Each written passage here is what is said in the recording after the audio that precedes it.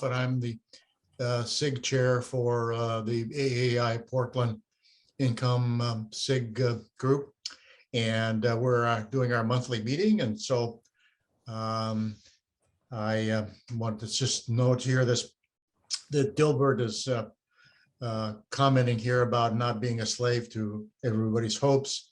So let's move on. This is our usual disclaimer. I think that everybody has seen before, so I won't say it again. It just take it as a grain of salt that what we discuss here is not investment advice. Be sure to check with your professional advisors. And of course, I put up this every time too, just to mention that everybody should know that this is an income group, not necessarily a group that goes for capital gains. So, take that into consideration when you're thinking about the type of discussions we're having here, so forth. And I constantly get on my soapbox about this. AAI members, I think, are generally self-directed members. And so we want you to be active members. That's how you learn. And so this SIG is a subset of that. And we want you to encourage you to suggest speakers or pick a topic that you find interesting that is income oriented, so to speak. And, let's do something about it. Let's share that knowledge. And so, because that's how this group works best, is we can share ideas and places to go and websites and tools and so forth. And of course, we're aiming at a group that's approaching retirement or in retirement. So I just put this up all the time. Don't forget, we have our Google group. This is a private group, by the way. It's not open to the public. It's only AAI members who are signed up in the income SIG, the Portland Income SIG. So it's the mailing list is about 80 plus people, but the most active people are probably somewhere in the 20 to 25 range, so to speak. And then, of course, we're affiliated with the Portland chapter, and Todd is our president. He's traveling today, so he won't be attending the meeting. But we do have, by the way, now, thanks to John Wong, in fact, a YouTube channel. And it's available for not just the Income SIG, but for the entire PDX chapter. And so if you go to that site, you can sign up and subscribe to the site. And the way that'll work is that when the recording is available and I make it available to you folks through Google Groups, you'll see down at the bottom a subscribe button. You just click on that, and they will add you to your subscribe list on your particular computer. So just be aware of that. Or if you don't want to bother with that, then of course you can always go to the PDX AAI site and then over to the webinars, and we'll have the recordings listed there as well. So just be aware of it. So I think using the Google channels makes it a little easier, I think, for everybody. And then just to put a plug in for the Income SIG, the main chapter in Chicago, the corporate chapter, so to speak, has set up a income investing blog that you can participate in. I've been watching it lately. There's been a lot of questions about I-bonds there. So, you're welcome to join that. That's free. It's part of your membership at AAII. And it's another resource for you to use as you see fit, so to speak. Okay, just a few etiquette questions, points. Keep your mics off until you want to talk, and then plus, and of course, unmute your mic and comment. So just a matter of following that. Some people tend to want to turn off their video. That's optional. If you want to turn off your video, you might get a little better bandwidth, but it nowadays I think it's pretty smooth. So you can leave your video on or off, whichever way you prefer. Okay, so here's our agenda. I'm going to turn it over to Ray, and he's going to talk about his spreadsheets and the stocks of interest section. And then when he's done, we'll turn it over to Tom and go from there. And then if we have any time at the end, maybe we'll go over some topics that Rich offered to do something on AT&T. So maybe we'll have time for that. So I will stop sharing here. And Ray, are you ready to go if I stop sharing? I am. I've got the first slide thing up here. All right, well then go ahead and share then. So let's see, I go over. It'll either be a button, the green button at the bottom or the top of your screen when you move your cursor. Let's see. What am I missed? Oh, share that. I'm sorry. I don't know how I missed it. Yep. It's huge. And then I have to select which one, I think. Yeah, here we go. So here's the first one I wanted to start with. And this is just kind of just a little bit of sort of a outline of what I'll be talking about today. And then for the heck of it, just for completeness, I think on the bottom there, I've got my name and name and email and stuff like that. And I can send this to folks if they find this little snapshot of what we're talking about today useful. Hey, Ray, this is Tom. Before you go, I hate to be a pain. Sure. Can you turn off your little space and paragraph markers? Is that little? I don't know how to do that. Go up, straight up from where you're. It's a little thing that looks like a P. It's on. I'm pointing at it. You can't see. You see where it says ABC. You're real close. It's pressed. It looks like a reverse P. God, I'm so darn close. Go to the right. These. Right. Right. Right. More to the right. More. Oh, real close. There you go. Oh, neat.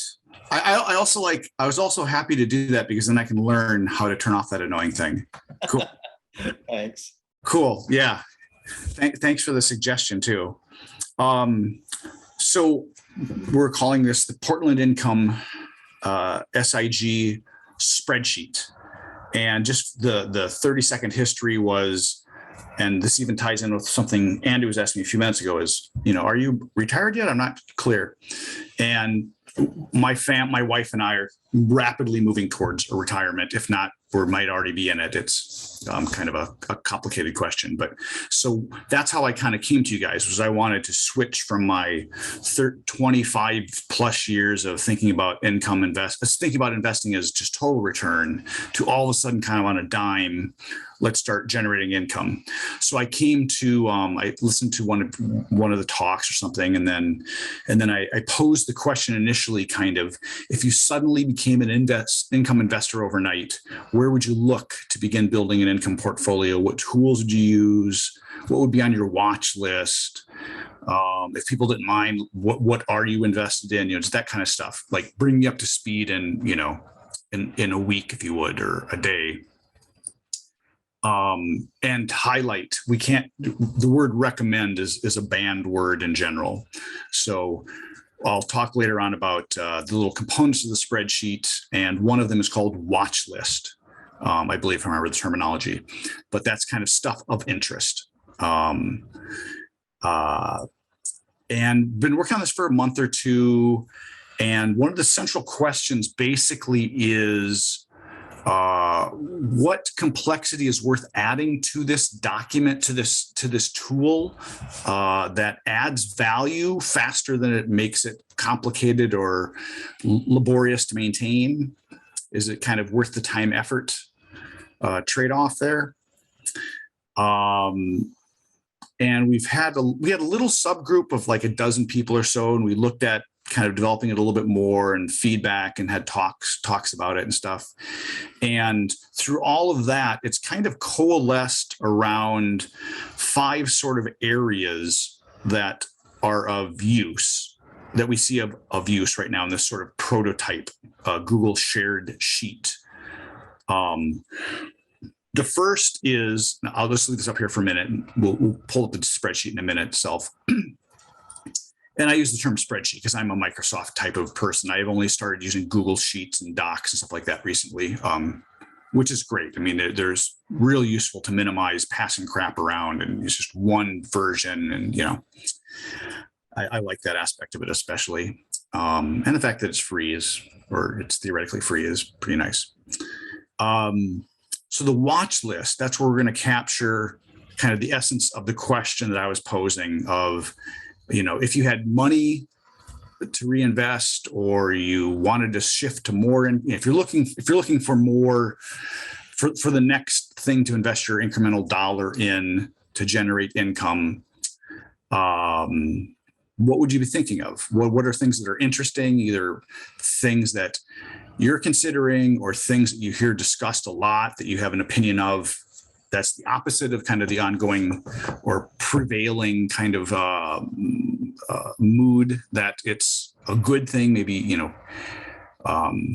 So just anything of interest that is income or investing oriented. And that tab we'll see can have all kinds of different complexity to it. And I mentioned here just attributes it could have, and we'll look at that when I eventually get to the spreadsheet. And the next tab is portfolio, because the three main ones that we kind of landed on a few weeks ago or a month ago when we were working on this were sort of the watch list part, the portfolio part, and then the valuation part.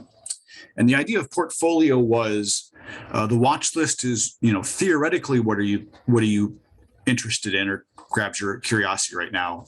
And then the portfolio, I think Tom kind of put it succinctly when he said it's, you know, how are you actually put your money where your mouth is. This is where it's more than just a curiosity, you know, or a consideration. This is actually what people are invested in. And that'll have all kinds of benefits if we share that. If we share what everybody's invested in, and in non-absolute terms, I mean, only relative terms, because everything's supposed to be anonymous-ish, nothing that, shows net worth or anything like that. And there's all kinds of options there. We'll look at those as well. And then valuation, that was one we talked about quite a bit too.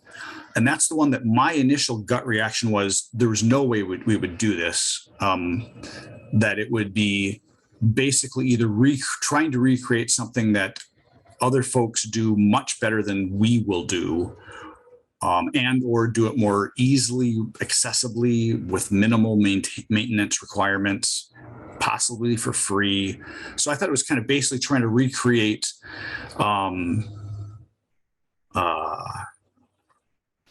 tools that already exist, that we already have access to, as well as kind of re-verifying that we all look at things differently.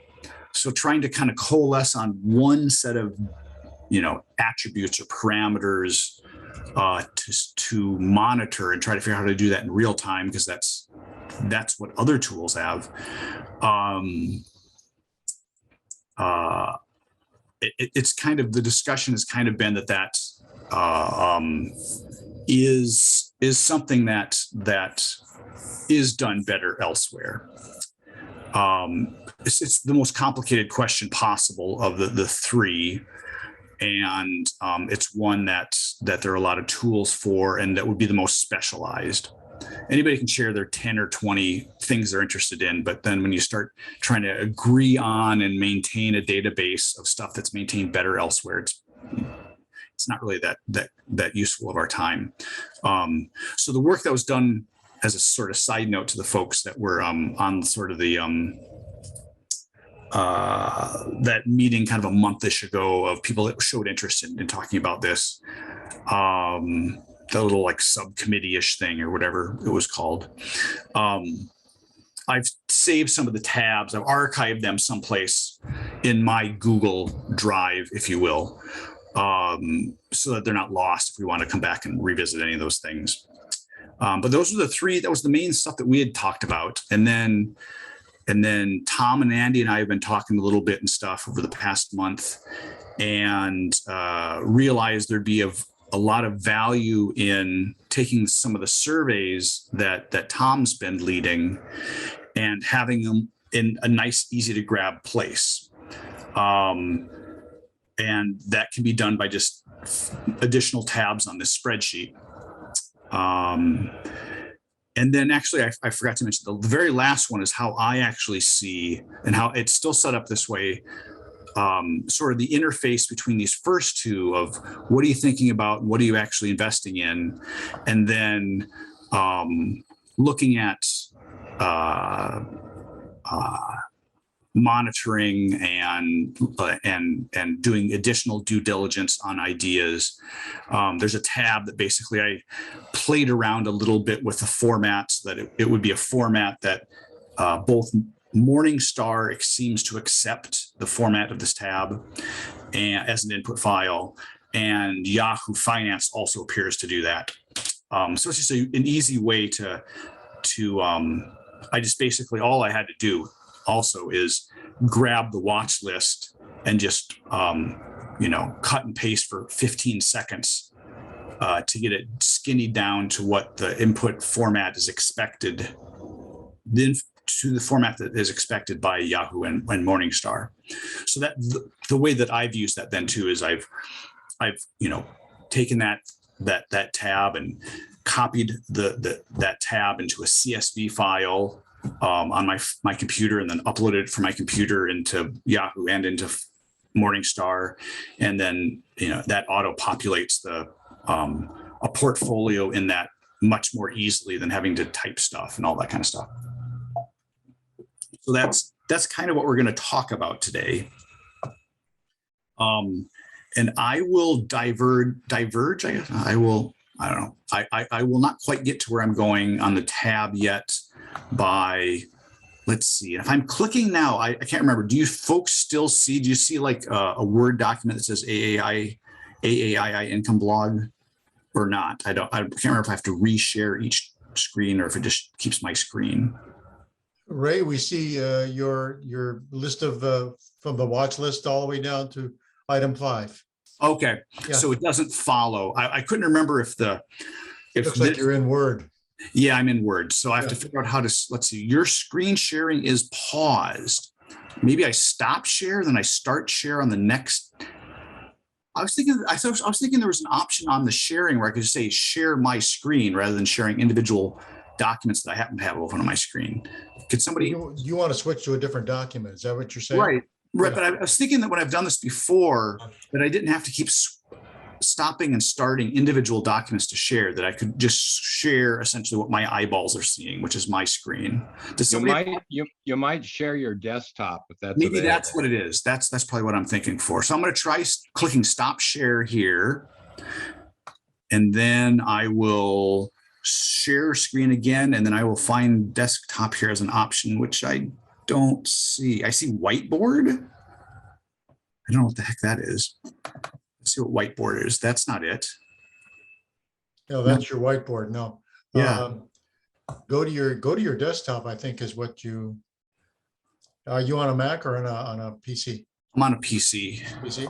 Yeah, just go to your desktop.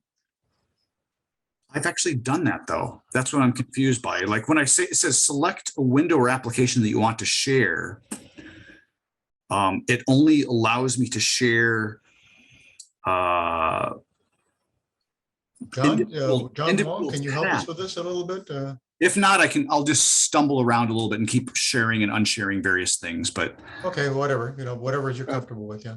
Ray, This is Chuck Smith, and I Sure. just tried share screen on mine. And what happens is it pops up a window showing all of your apps in that window. And Right. So all you have to do is click on your Word document or your Excel document, and that should be what it's now sharing. okay, I will try that. It just seemed I'm not remembering something correctly. It seemed like before when I've done this, it would just automatically. There was like basically one of the apps, like I think somebody was trying to say was like something that basically was like desktop, but I couldn't see that. But I won't worry about that. I'll try to, let's see, head over here. and go here. Sorry about the fumbling here a little bit. Oh, Hold it's on. okay. It's fine. Don't worry about it. No. Let's see. So let's see if it lets me go over here. This is good. So here's what I wanted to show. I wanted to show this as a little divergent step before we get there. Because we talk about income investing. We talk about what's of interest. What do people have? And of course, the whole universe will be divided into stocks and then ETFs and closed-end funds and master limited partnerships and REITs and mutual funds and other types. So focusing just for a moment on stocks, which tend to be the most popular, I think, maybe not. I was just curious, like, what are we talking about to put it in real hard numbers versus esoteric kind of theoretical numbers? And I found this of use anyway. So here is, all US stocks. Morningstar kind of says 25,000-ish. And I think they include ADRs, I'm pretty sure. I can't remember if Yahoo does or not, but Yahoo Finance for some reason can only find 2/3 of that-ish. And then looking at forward yields. So at least something a stock that yields something, we're down to 7,000, 5 to 7,000. Yielding at least 2%, 4,000, down to over 4%, 2,000, over 6%, 860. And then a way that I look at stuff, but this is a way that I often will do things where I don't know if this is a good idea or not. This might be a horrible way to do things, but I'll kind of take a couple of broad filters on a couple of different ways to see what still survives a couple of filters. So like I thought before I basically build this portfolio from scratch, essentially, or nearly from scratch, I might as well start with companies that, because I think it's kind of a time of volatility and uncertainty. Pick companies that Morningstar, which I generally kind of respect, consider to have a moat, something that has some defensibility from competitors. And they of the 25,000-ish, the 7,000 or so, they think have a moat of narrow or wide. And the three choices, in case you're not familiar with Morningstar, though I'm sure most people probably are basically wide, narrow, and none, which are kind of self-explanatory. And then if you say, okay, well, let's just look at Morningstar, it has to have a moat and it has to have a yield. You're already down to just over 1,000 possibilities. And some of those will even be like derivatives essentially of each other.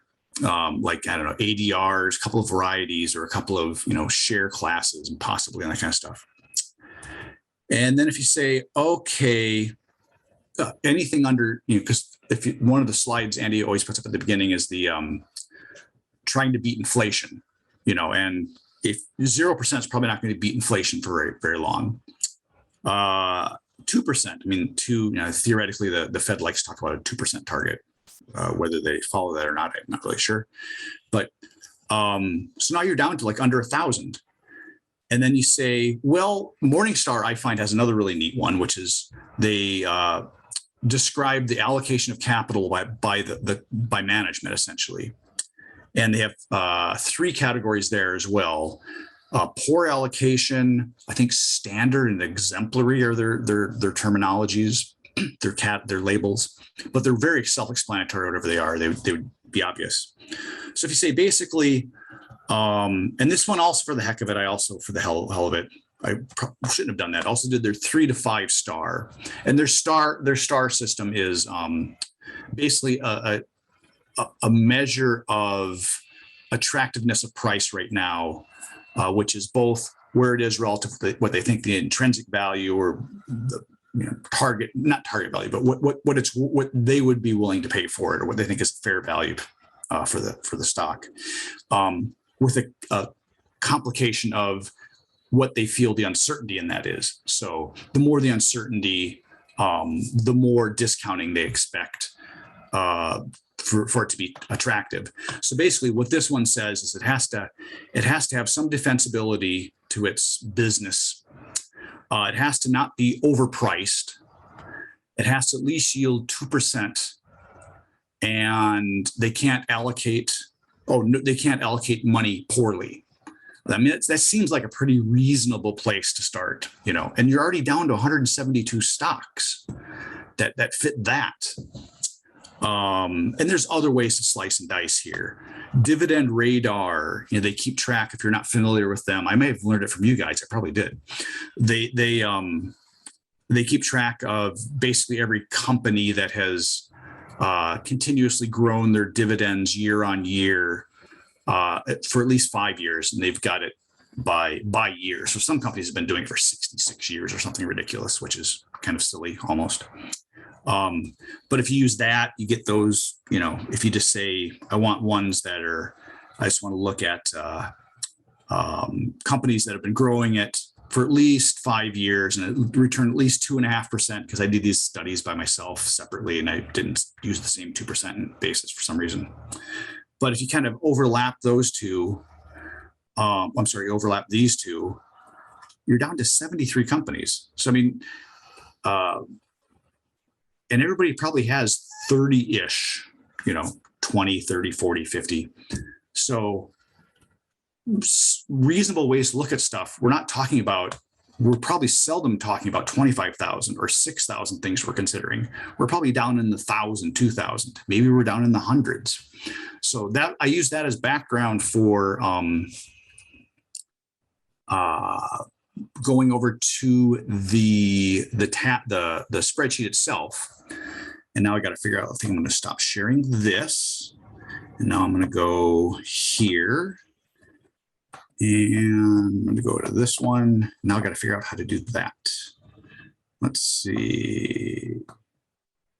So will it let me, please let me? Yes, it will. There it is. So that should be shared now. So now we're on to the spreadsheet itself, which is currently called Stocks of Interest. You can see up here. It's a shared Google document with a bunch of tabs. I think, was it 7 currently? You may notice there's a little lock on that one there, because I was playing around with trying to lock individual tabs, and I basically can't figure out how to unlock an individual tab once it's locked. So all of this is also another way of saying that this is all a learning experience for me too. I just happen to be interested in this, so I decided to put more energy into it to make sure it kind of got off the ground. But I'm by no stretch an expert in any of these things. But I talked initially there about, if I remember the order, what was the first one? The first one was watch list, right? I believe, not that it matters, but the first one listed there was watch list. So here was one iteration that we've come up with of what it might look like. And the main things, the collaborative part of today's meeting is to see what people think of what's of value, what is not of value, to just give a little bit of guidance as to what we want this thing to look like. It could be simply as simple as it just is this list of tickers that people have mentioned as investments of interest, income investments of interest to them. It could be, we could have built in this functionality here, because you see my cursor, right? Just give me a yes, right? Yeah. So we could build in the functionality here of people basically sort of Reddit style, if you're familiar with that app, or of kind of voting up and down on stuff so that things that are good ideas rise to the top in theory. Whether that really happens, who knows? And stuff that is actively considered to be not a very good idea will kind of be suppressed. That's one way to capture it, if that is something even of interest to people. That would require obviously more work. And then there's also ongoing questions about how that would be maintained.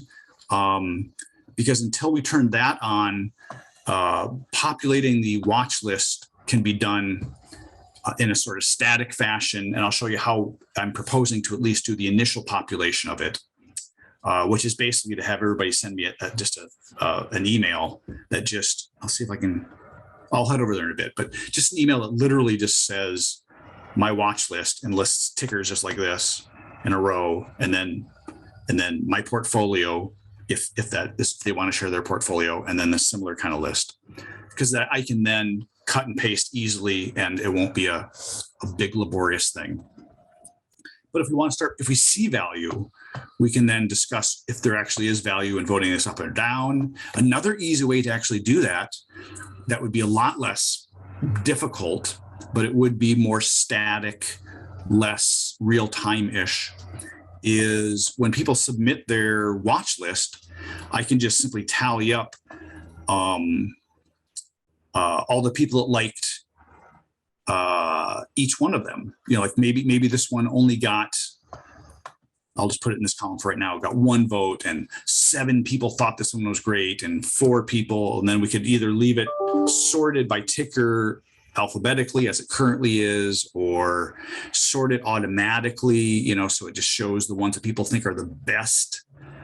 So that's an easier way to kind of get the same kind of data or information. Ray, can I ask a question? Sure. I was going to say I'll pause here. Yeah. I see the green section here where you have 1, 2, 3, 4 up to 10. So are you asking, say, person 2 to fill in the column and that for each column, or person 3? Is that the way it works? Or how does exactly? I'm not sure quite understand. Sure. And so far it'll be whatever we want. And that whole green and red area can go away also. This was just what I came up with, like, before I even met with any of you guys, of my thought was that this was going to be, this was my initial thought on it, of how to capture it, was this would be a tab that everybody would have access to, which is one of the central questions of, for individual tabs for the entire document, do we want to have it locked down so it can't be easily corrupted? Do we want to have it where each person has not only just read access, but actually has write access onto individual tabs? Because that was the way I was initially thinking of it, was write access for everybody, so that we would put down, you know, as we collected stuff or as it got populated, however that occurred, we could, if we wanted, record who entered it. And people have discussed, you know, the time-sensitive nature of whoops, I almost used the R word, of watch list items. So that's how this kind of came into being. But what I was envisioning here was, once it was kind of on the radar of the group that these are the things people are watching, then people could go on here and they could go, yeah, I think that's a great idea. So you put your initials there, you know. And then Andy also thinks it's a good idea, you know, or whatever, and then Tom thinks it's a bad idea, you know. That was how I was envisioning it, but I mean, that was just my first guess. So it could be that would be, but if that doesn't even provide value, why build complexity? Did that kind of answer, though, at least what I was envisioning, Andy? Yeah, okay, that explains, yeah, what you were trying to get, yeah. Okay. Did you want people to discuss this at this I point? think so. I think so, because it'll also help set the mind frame for similar kinds of questions for the rest of it, because that's what this basically is, kind of an exploration of, is it worth building complexity that, you know, takes time and energy to maintain if nobody really wants to use it, doesn't see value in it. Well, anybody wants to chime in, please feel free to talk about what you're seeing here and so forth. So I'll offer a quick comment. So from my perspective, I'm more interested in the why than in the vote. And so, you know, if we're going to have an analysis of a stock or something, and somebody's going to vote either yay or nay for it, I'm much more interested in what they think the positives and the negatives of the stock are. So you'd like to see it focused down to just a few stocks where we discuss, is that what you're saying, or? Yeah. Okay. Yeah, so I guess from my perspective, I'm somewhat interested in the individual stocks that people are tracking. But I'm more interested in why they get to the conclusions that they got to, Mhm. rather than just the conclusion itself, because their conclusion may or may not be relevant to my situation. Yeah, sure. Their reasons may or may not, and I want to know what's driving it underneath. Sure, because then that's an opportunity for everybody to share how they approach the analysis or the valuation, if you will, of a stock. Is that Exactly. It's an opportunity for me to learn what other people are doing, Mhm. rather than to just get stock ideas. Sure? Okay. May I second that and add on to it a little bit? Yeah, I think what Gary is saying, I might refer to as the quick case of the issue. Like maybe someone would say low PE, high dividend yield, and increasing income over 3 years, or if that's not too many things to focus on. And maybe the case of the very quick case of the matter could replace the valuation number 3, which Ray decided was kind of redundant. Just my thought for now. Well, that kind of says maybe what we should do is keep the list fairly, maybe say 10 or 15 or 20 stocks, and then we can populate it, and some stocks will disappear from the list because nobody likes them, or they like them and they'll stay on the list. Is that what we're saying here? And then the reasons why, well, I guess would be discussion points. I mean, like for example, we have here AbbVie. Well, I can give you my 2 cents worth, and I think everybody else certainly has their feelings about that stock. And so that would be a fantastic opportunity for us as a group to discuss it and see how everybody approaches AbbVie, for example, as a stock. Andy, can I chime in here? Yeah, sure. So what about this? What about a combination of what we have in front of us? What about using, I mean, essentially, which seems to be some kind of a, poll in progress as an indicator, for instance, and we take the top 10 or 15 or whatever number of those that appear to be most popular, quote unquote, then bring those to a meeting for discussion as to the why and wherefore. Well, I think that's kind of what we're aiming at here, aren't we? Well, I was hearing that people didn't want to do this. Am I wrong? Well, what's everybody think? I think you have to go through the numeric filter before you wait for people to tell you what the reasoning is, because you could end up with one person liking every one of these stocks, individually. And now where do you go? You've got 75 things to look at, which don't necessarily have any real meaning. So if you could do the vote, as it were, the first time, you now break it down. What 10 stocks or so got the high votes? Now you ask the people who voted for it to send in why, and now you've cut down on the total amount of data. Otherwise, Ray would be spending the rest of his life trying to keep track of this thing. Yeah. Well, or what about instead of a yes or a no, each participant puts a number of 1 to 10 of how much they like it? Well, first of all, how many stocks do we want to have on the list? Let's get down to that first.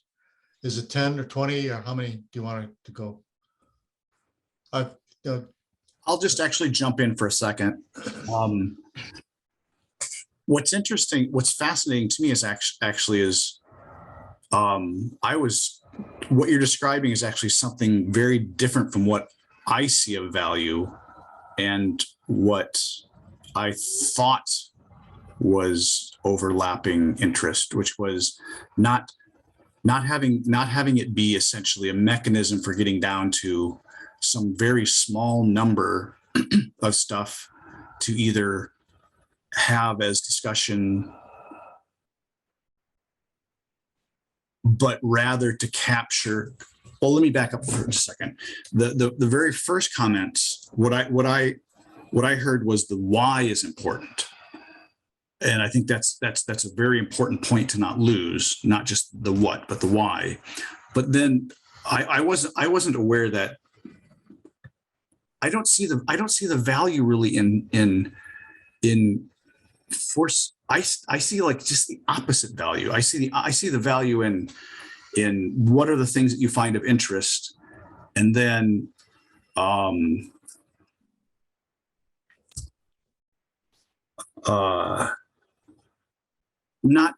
don't see the value basically in sort of a forced filtering, seriatoming, whatever you will say, down to a very small list. I don't see why that's of value.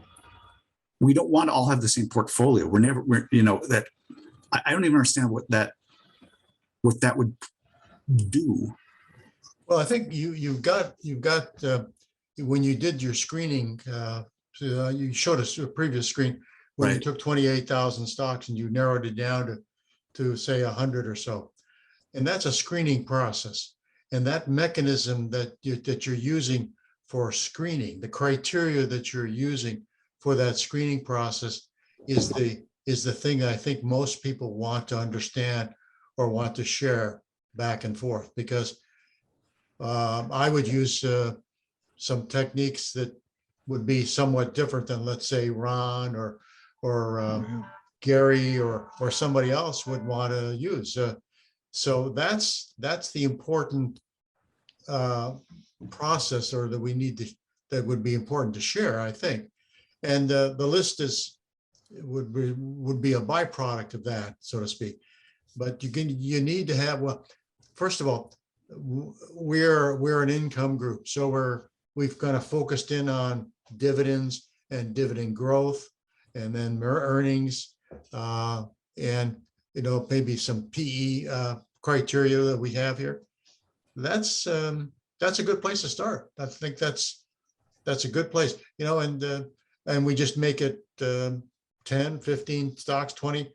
We always keep it to that number, and then we vote on it that way. I mean, I think because Ron's going to have a totally different way of approaching it than, say, I will, or Gary or somebody else. And that's the value of that, is hearing what other people use as their criteria. I think I have a way of putting that into effect, and I'd like to throw that out and get some criticism of it. Sure. What if a bunch of us, as many people as possible, simply listed their 10 favorite or biggest positions, and then we would have a universe of stocks from which to select, which would reflect everyone's methods and favorite metrics. And perhaps we could pare it down by simply listing in some kind of ordering mechanism what the most common and popular stocks were, and that would be more of the wisdom of the crowd rather than Ray's screening method as much as I like it personally. Any thoughts about that? Yeah. Well, how many? Andy? Yeah. Tulsi, can I build on what, is it Mel? Mel, yes. Mel was saying,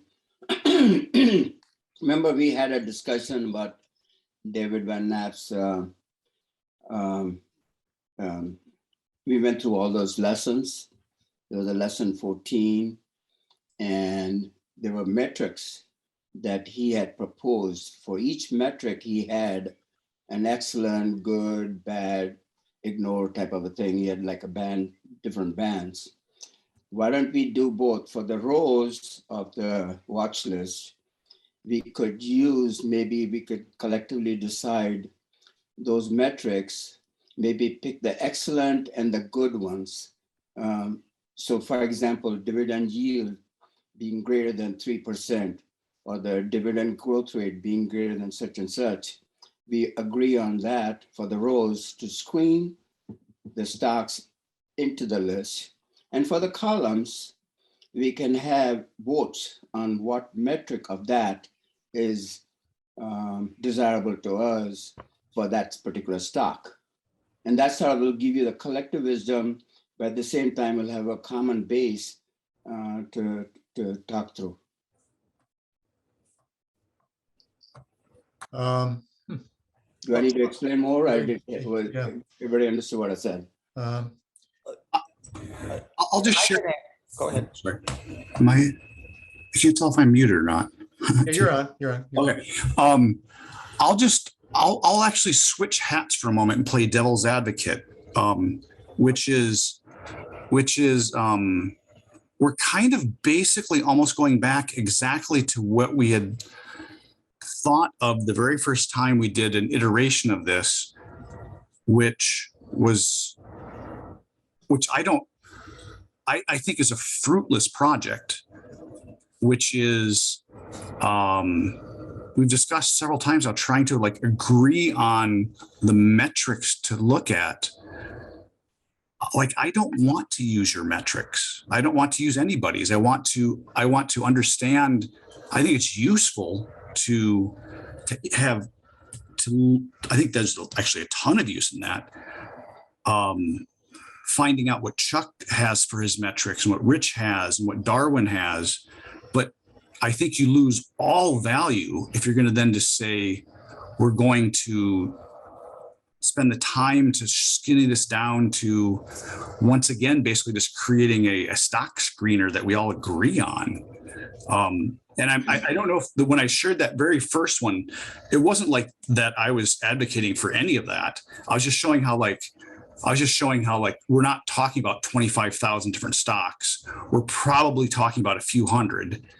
And no matter which one, no matter what is important to you, there's a logical reason why it would be important. I mean, you could say that I really want to, have PE PEG ratios that are good right now and low liabilities as interest rates are going up. Or you could, that gets into the philosophy, which I either I'm totally missing, I'm not aligned with people, or I'm missing something. I don't see how there's much value in that. Well, let's go back to the basics here. Let's do this. Why don't we do this? We'll limit it to, say, I'll just pick a number, 10 stocks. Everybody who wants to submit a list of 10 stocks that they see as their income choices or portfolio, and then we just compile them on the spreadsheet. And everybody gets to look at it, and then we can, once we as a group look at that list, we can say, oh, look at 10 of us are interested in AVGO. Let's get somebody within our group to talk about why they like that particular stock. And then the next month we go to, let's say, Comcast, which is on this list.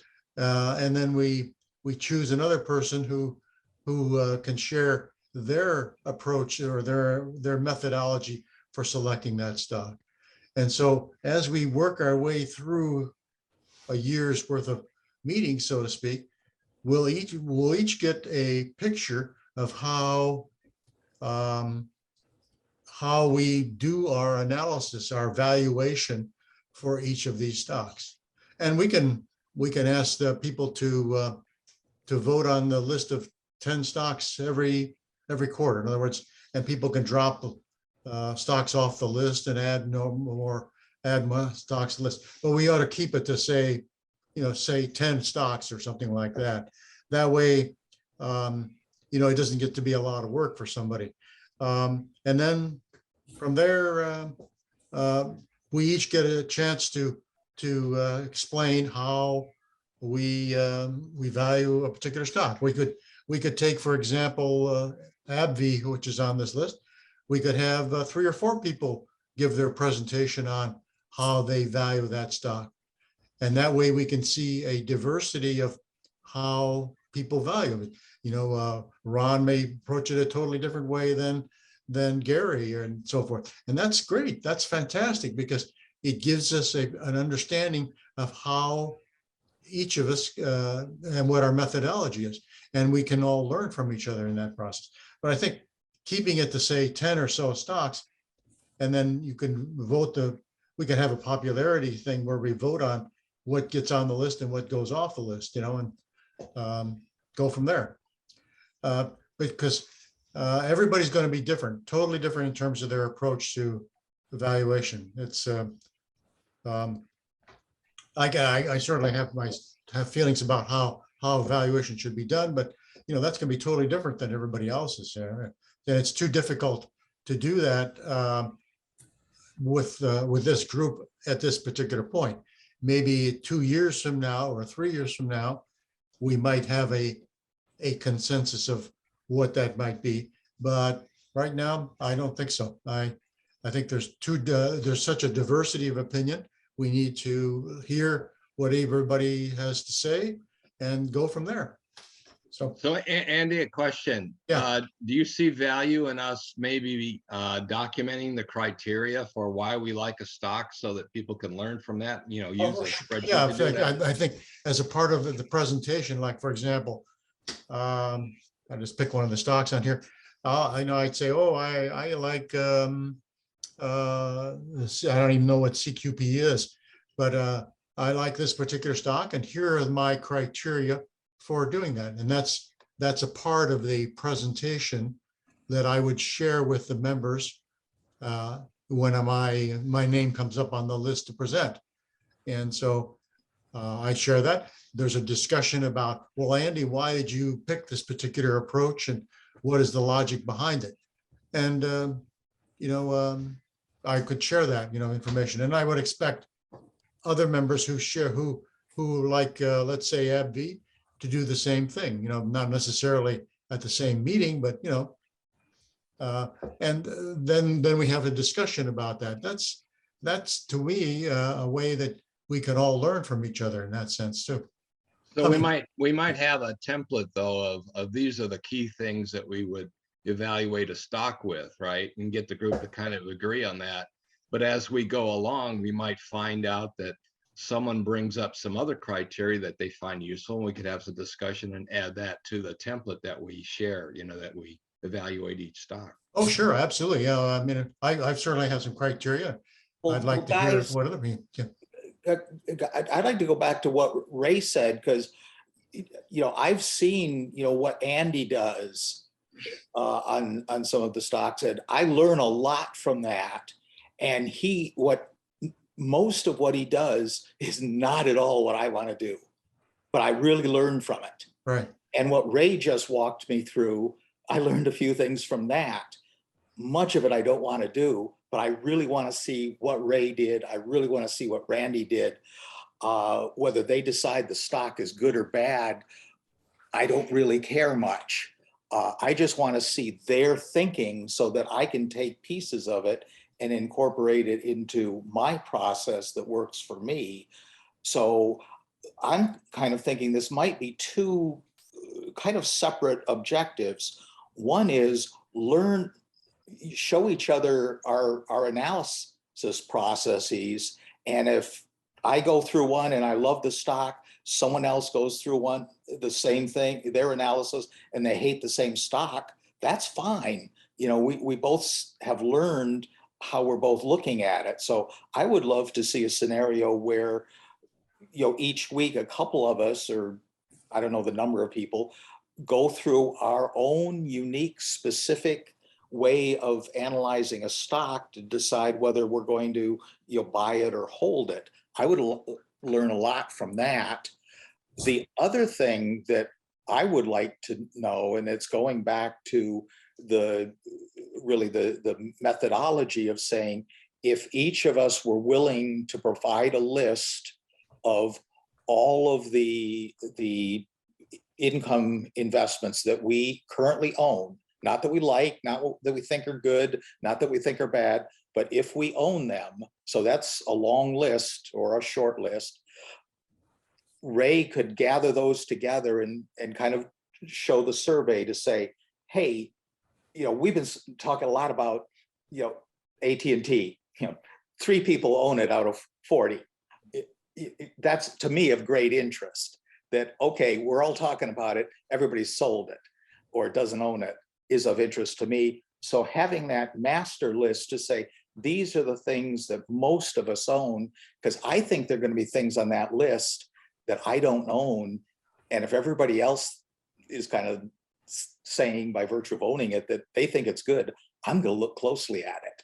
I like the idea of kind of a master list. I guess I would just amend that to saying maybe up to 10 stocks or total securities per person, something like that. So it Yeah, doesn't, maybe 10 or 15, something like that. Yeah. Mhm. I can imagine, for example, if we had 20 people submitting 10 positions, if there were no overlaps, that would be 200. There's going to be a lot of overlaps, so maybe that comes down to 110 or 80 or something like that, and then you see which of those 80 or so, which are the 10 most popular, and then you can really drill down and do some of the things other folks were talking about, like doing a presentation on them or the case for them. Yeah. The particular metrics. Well, and Yeah. that's why I'm thinking of those as really different. I will echo that too. I think Tom and I are pretty much on the same page on that. I see those as two things. One is I don't see any need. I'm sorry I cut you off a little bit, Tom, there. I'm sorry. I didn't mean to do Go that. ahead, Ray.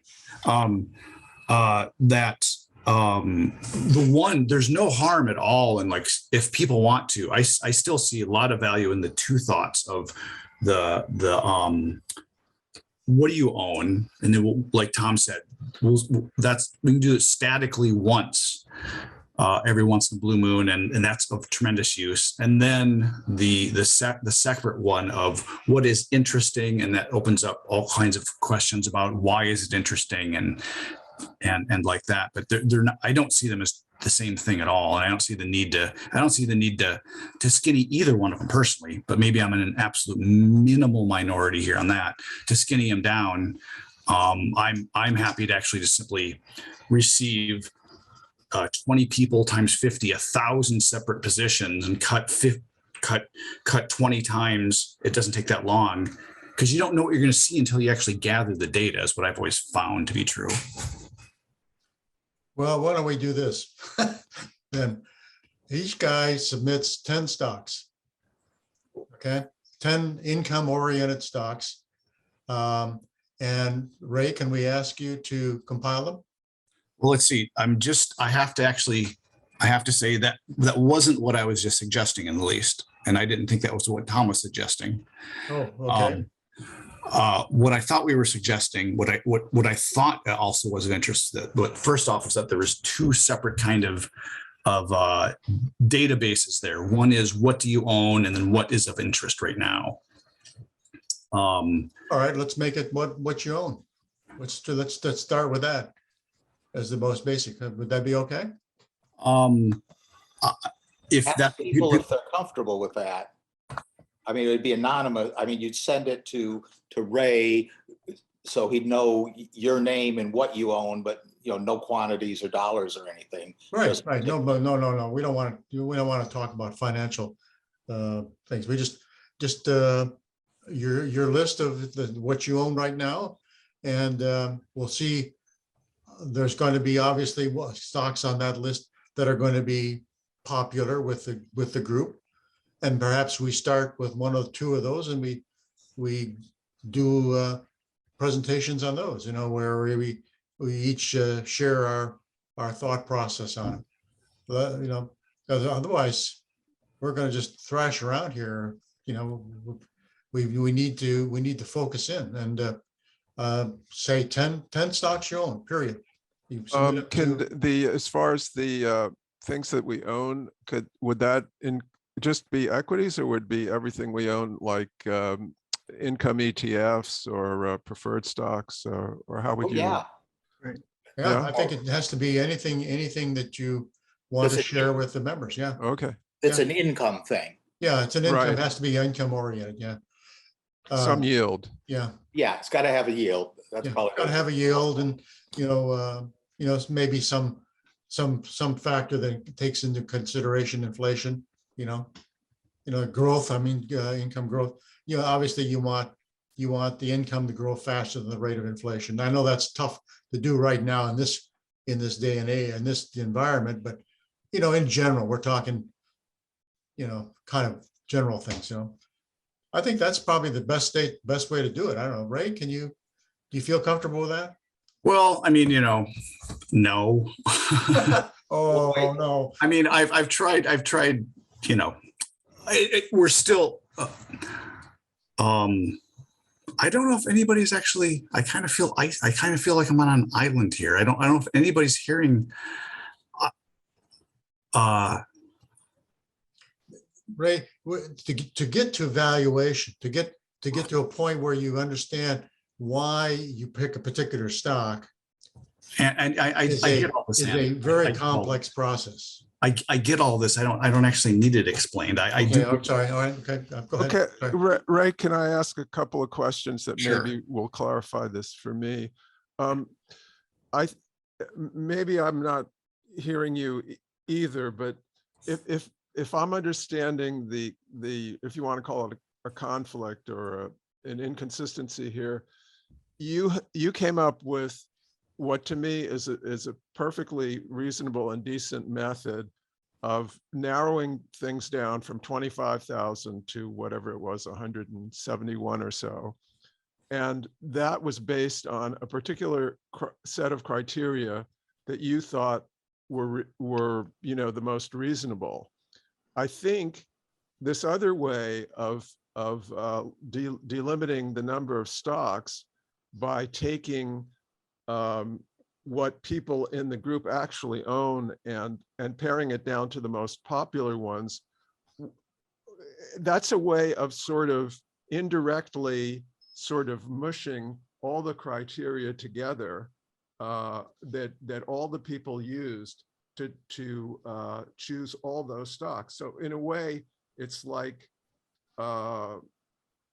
it's like an infinite number of criteria instead of just limited to the one set of criteria that you used. So that's just the group from which we're choosing stocks. Then we could either apply the case for the stock or something like what you were doing, which was a moat, high PE, high yield, whatever it is. So am I still not understanding what you're getting at? Well,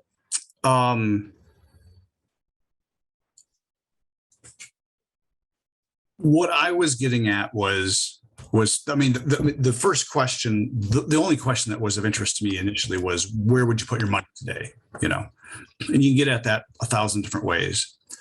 I'm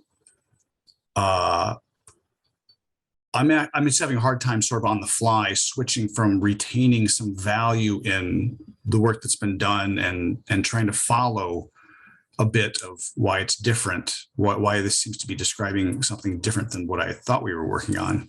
But I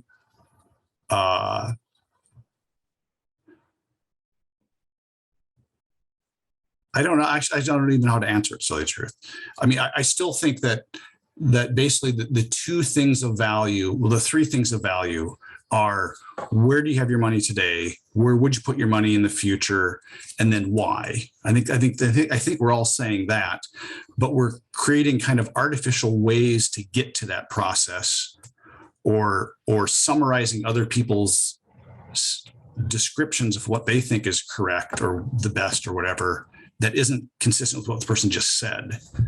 So I'm just kind of a little lost, to tell you the truth. But I still see value in basically those three approaches of what is I still see value. The sort of rush to just cutting down your portfolio to your top 10 positions. It just all the analysis, all the work I've done in my life that just screams of like you're creating problems that you don't need to create. Taking averages of averages, sometimes you lose all meaning. I see it as still a lot. Like I want to know, I don't just want to know the top 10 positions that everybody holds. Like that's not a tool that I'm interested in personally, or what each person's top 10 holdings are even. That's not even interesting to me either. I want to know the totality of what people own, to see the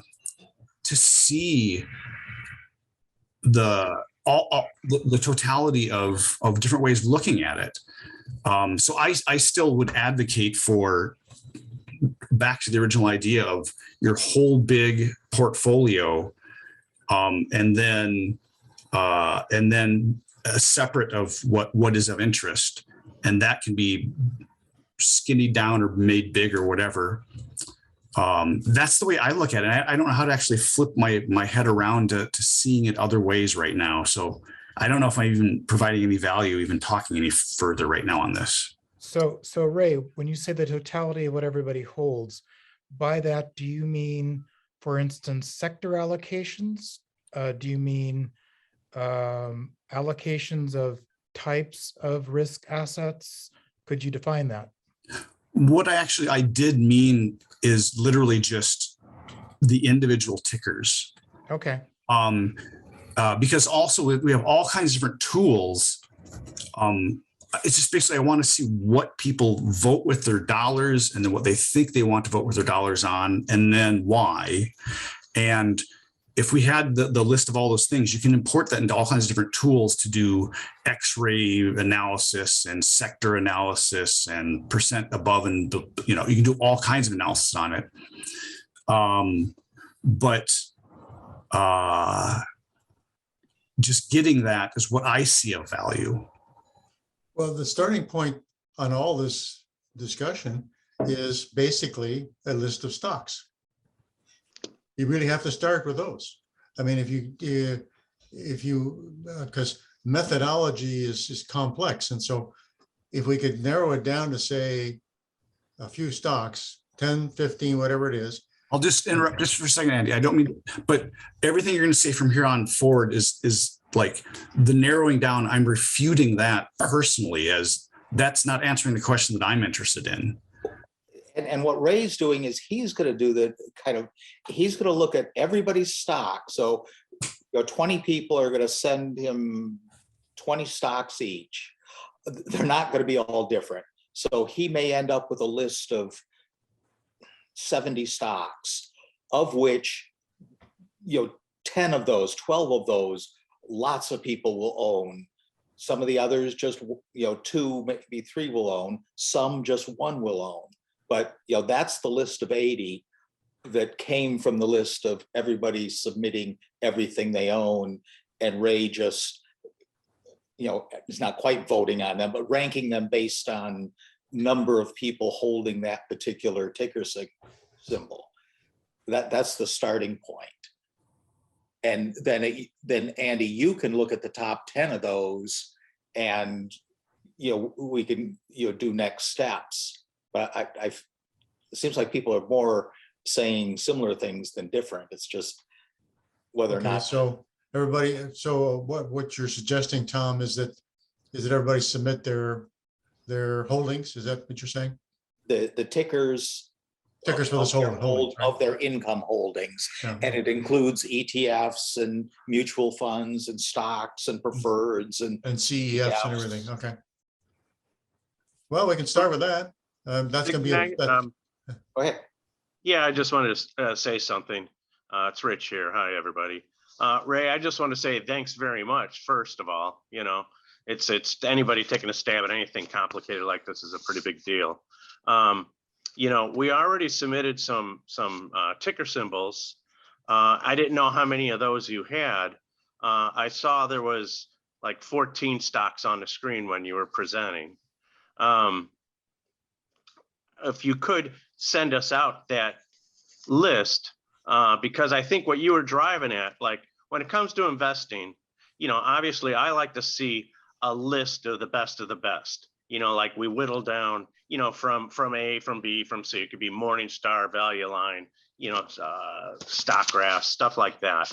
But what you're kind of talking about is kind of the hunt, which is one aspect of finding good stocks. It's like you would like more rocks to look underneath, and we could see what it is. But we already had turned in some symbols, which are probably, what our best picks or ownerships are already. And even if we looked at this list of 14 stocks, what we could do, and I'll just speak to myself, like I own AbbVie because I bought it when Abbott Labs split it out and I loaded up on it. It's a good one. I have Comcast. That's the Robert Brothers. I like that. Down where it's Ed for Edison, that's an electric company. I never bought it, but I always liked it. I don't know too much about any of the other ones, but other people here do, or they own it. And it might be one that I would like to add to my portfolio. The other thing that I run into trouble with is like I'll buy a stock, fire and forget. Like I bought AT&T in 05 and it was like 23 and change. And I look at the price today, it's 23 and change. It turns out it wasn't that great of a buy for me. I'm down to like 25% of my position because when they bought Dish and couldn't sell it, I unloaded 3/4 of it. So what I was thinking was if we had that list, like if I had this list right now, I could go through these guys, go on Value Line, look at the one page on all these and go, oh, that's a keeper, that's not a keeper. That might be one way I would use it. Another way that we might be able to gain some wisdom of the crowd would be simply this, like say we've got 14 stocks here. Let's say everybody gets to use 3 votes on these stocks, and I don't know what the number would be. So then we would go and would start at AbbVie. And I would say, I'll use a vote on that. And somebody else might use a vote. And somebody else is going to save it for something else. And then ARCC, and there's a couple on that. And then, there was like 5 people on AVGO, or you go on down the list. And now you've seen a distribution of where people put their votes on those particular, performers. And then you go, oh my, look at that. Everybody likes ED. That's one that maybe I should look at, because I get ideas all day long from books I read from different sorts and screeners and, clubs like this, and I think having something along those lines might be a good way to go. I see the ability to learn how other people pick. That's got to be a presentation. Like when Ron and I did Value Line, I was doing a screener, was doing the different things, or Andy, you're doing fast graphs, and we certainly learn a lot of stuff like that. Or even, when it was Gary and I, and we used a Value Line screener for different items. But I guess what I would like to come away with is, something where it does 2 simple things. One, I kind of get directed towards good stocks that I might want to add to my portfolio. And the other is, stuff that's in my portfolio that, boy, I don't really keep up on it, but, out of the whole group, other people that have it are keeping up on it. And I'll find out something that I didn't know, like, oh, that's kind of a loser. I should think about getting rid of it. So in brief, I was thinking, maybe we could just vote on these individual securities with a limited number of votes, and that might flush out what might be good investments. And then if we have like a super large list, you're not going to have, as good of a pond to fish in. You'll have more duds, but you'll not miss out on some other great ones. So it's kind of that trade-off. And I thought maybe with having a certain amount of votes per screen might be a way to flush out what might be good picks. Anyway, that's my 2 cents on that. But then again, Ray, I just want to say thanks very much for getting anything on paper. That's pretty great. Yeah. Hey, Ray, this is Tom.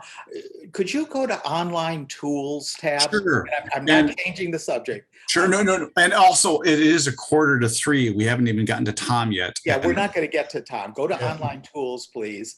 But what Ray and I think I have envisioned, and if you could just scroll down a little bit so we can see a few more stop, is that we'd end up with something like this, where, you know, this is online investing tools, you know, Morningstar, Yahoo Finance and things like that. And we see 20 people or 69% of us are using that. It would be the same thing with ticker symbols. We'd see, you know, 20 of us own AbbVie. That's a huge number. And as you scroll down, you'll see some tools that nobody uses. And I'm not going to bother much time, you know, spend much time with stock market MBA. I don't know where that came from. I don't know what it is. Only one person's using it. It's not high on my list to investigate. So if everybody submits everything, there'll be a bubbling to the top of the more interesting, widely held stuff. So this is kind of Ray's concept, to end up with something like this, only rather with online investing tools, he'd have stock tickers. Well, Ray, that's going to be a lot of work for you, isn't it? No. No, not in the least. Oh, yeah. Okay, all right. I mean, I'd be surprised. And this is actually a good time to segue into, just for a quick second. Let's see, I'm going to share a different screen, see if I can do this in a reasonable amount of time here. We go like this, and we go. Is it there? It's there. Did I get it? I think I did. Share. So here's an example. Like if people do this, it is not that hard. So a member sent in their portfolio. See there, it looks big and ominous stuff, but it's just a matter of cutting and pasting once. And then the watch list of stuff that they found interesting. And if people send me this, I can cut and paste, because I'm a master cut and paster, into Google Sheets. It wouldn't be that big of a deal. And then we could just see that first iteration, you know, see what we're going to see. You know, do we see every position is roughly equally held, or do we see, you know, 80% of them are only held by 2 people, or, you know, but if people send me, and here's my email. Yes, I am Ray at yahoo.com, because I'm a middle-aged guy and I still have Yahoo. And just for the heck of it, if you do like my portfolio and watch, you know, if you think of that, it'll just save in stuff coming into my inbox. But just literally that format of just what your portfolio is, and stick down all of your income producing investments, and then your watch list. I'm happy to compile that, because we won't have probably more than the 25-ish of us on this call sending it in anyway, I wouldn't think. And what's the other little thing I forgot what I was going to say? I'll think of it. Well, Ray, what would you want to set a deadline for when you want this? It's, what do people think? Would a week be enough? Should be pretty easy for everybody to compile their list. I think a week maybe, or maybe 2 weeks at the most. Let's see, What do you what is today? Sunday. Today's Sunday. You got to have it in by the 13th. Hatch an egg. It doesn't matter. I mean, I'll just compile it, because I can still keep sticking it on if people can send it in late. But look, would anybody need more than a week? Just a quick cut and paste. Yeah, I'm good with a week. Okay. Good with a week, yeah. And then I will have, remember, I'll see who it came from. So I will technically know who holds what. And then we can table the whole discussion of if we ever want to do anything with that, or if I just, as soon as I get them, I burn those emails, and then, you know, then there's no trace of who had what. But that shouldn't be that big of a deal coming in this format. How many do you got right now, Ray? Because we had already turned in some symbols, and it was like, you know, I don't remember what the criteria was, but I want to say that there were something like 7 of us that submitted, if I remember correctly. And of the 7 of us, I seem to remember something in the order of 50-ish total unique positions, 50 to 60, something like that were held. or of interest. I'm sorry. Those were the watch. We weren't asking the question, what's in your portfolio at that point. So we're asking for two lists, the watch list and the portfolio. Is that? Yeah, exactly. Okay, all right. I'm just looking Yeah, for, yeah. I want to send an email out to everybody reminding them to do this and to get it I in can- within If a it's week's time. easy, Andy, I've got this little format here. If you want, you tell me like either I can send this, just forward this thing on, or I'll send this. Do you want me to send this little email to you? Please, why don't you do that? Yeah. 'Cause please. that's the exact format, because somebody submitted that and I tried cutting and pasting. It worked really hunky dory and it was all easy. Okay, excellent, excellent, yeah.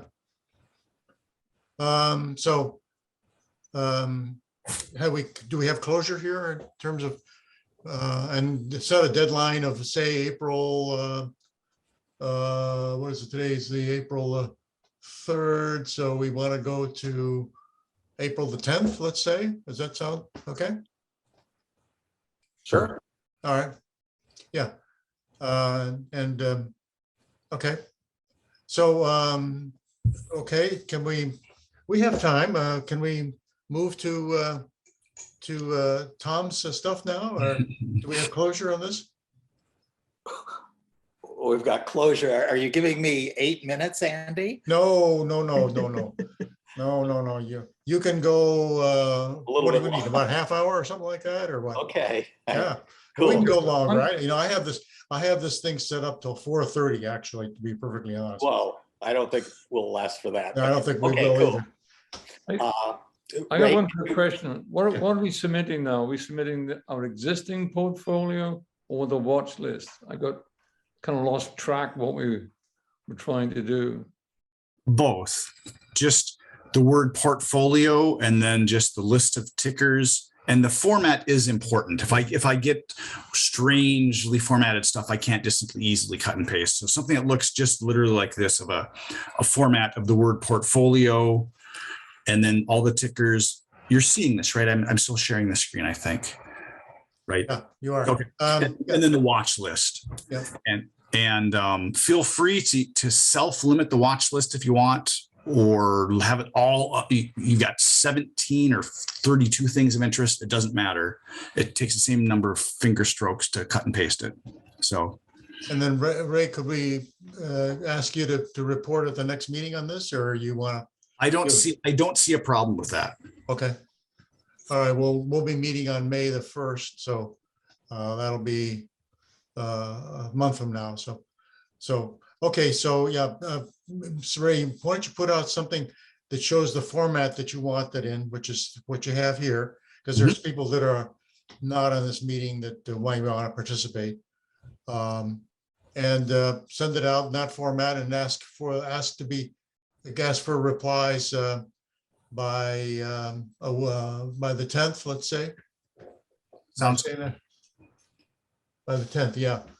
And we'll see how it goes. How's that sound? Sounds fine to me. Okay. now on to me. Okay, Tom. Ray, can you bring up the spreadsheet again, please?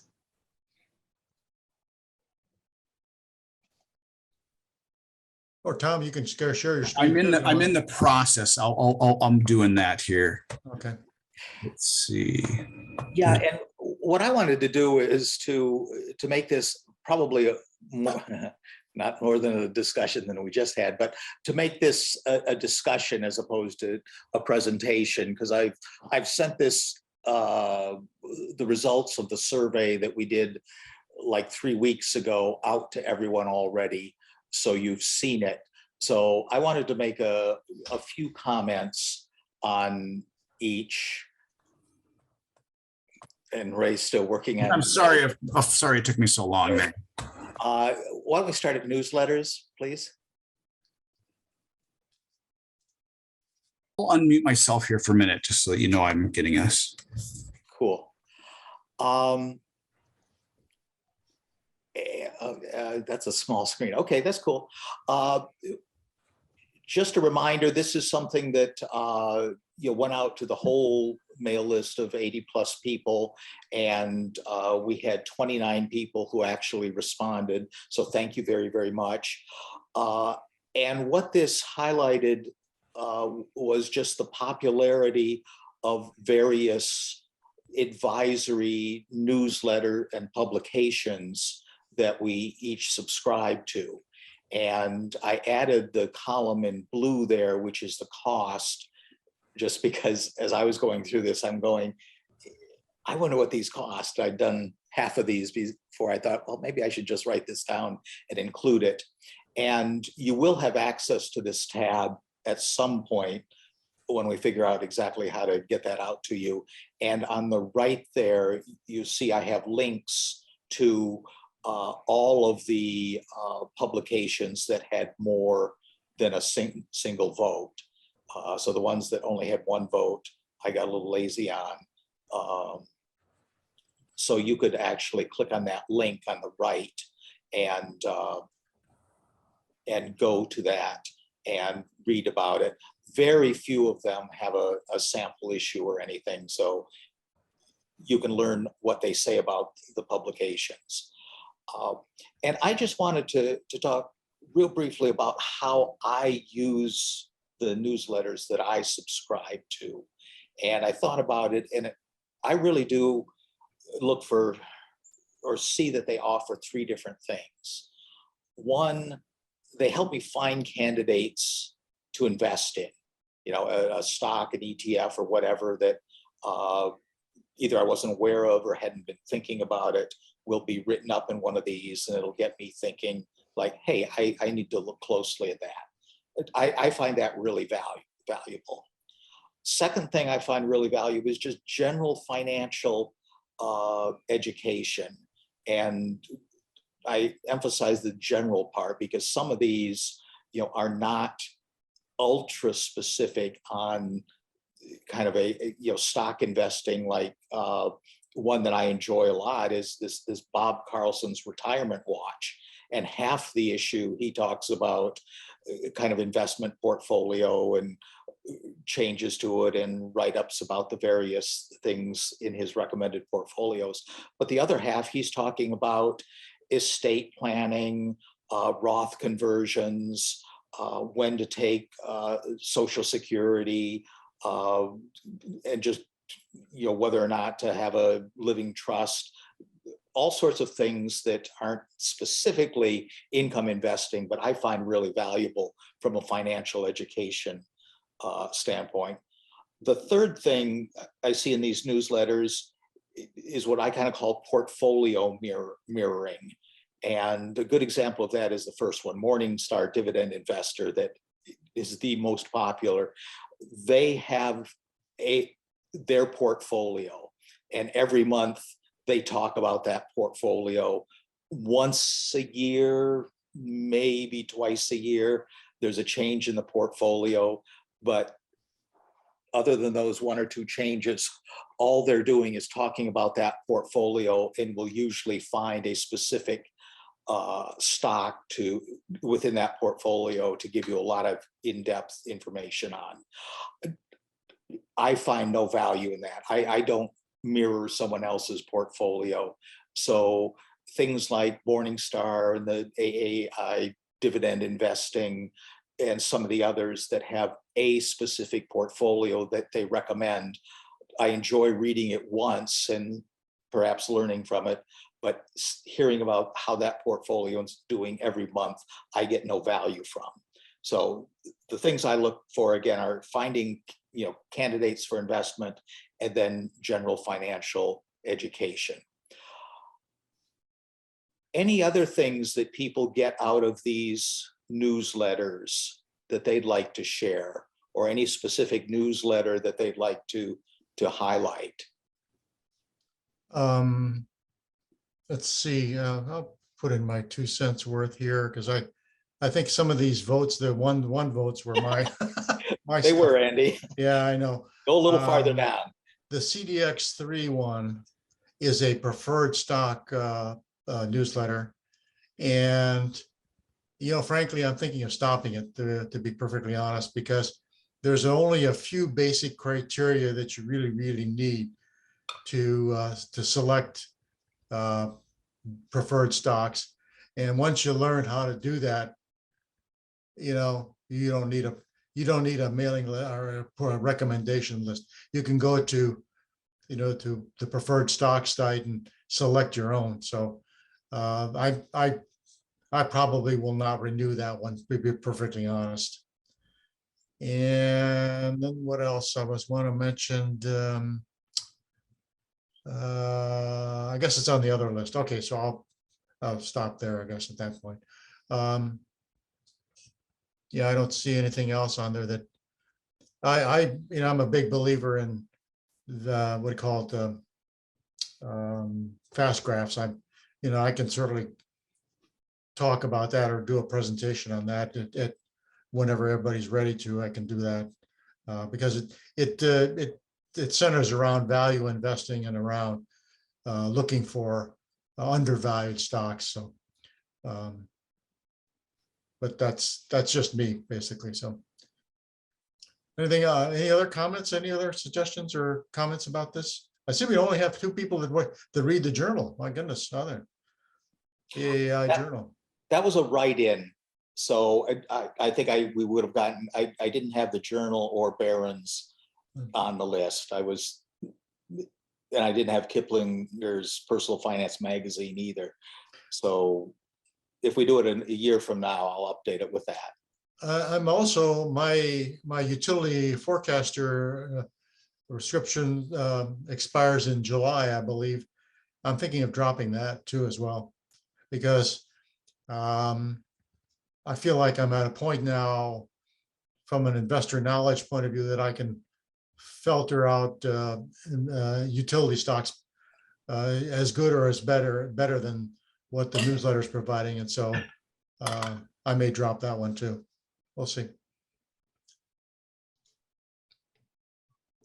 Someone else comment on a letter you're subscribing to. Tell us if you're keeping it or letting it go. I'd be curious about the ETF guide. I'm curious about what that's all about. Is anybody? Damn, I think that's one that I do. Okay. Because let me just, I'm pretty sure I'm thinking of that correctly. Because I'm just going to assume it is. It is.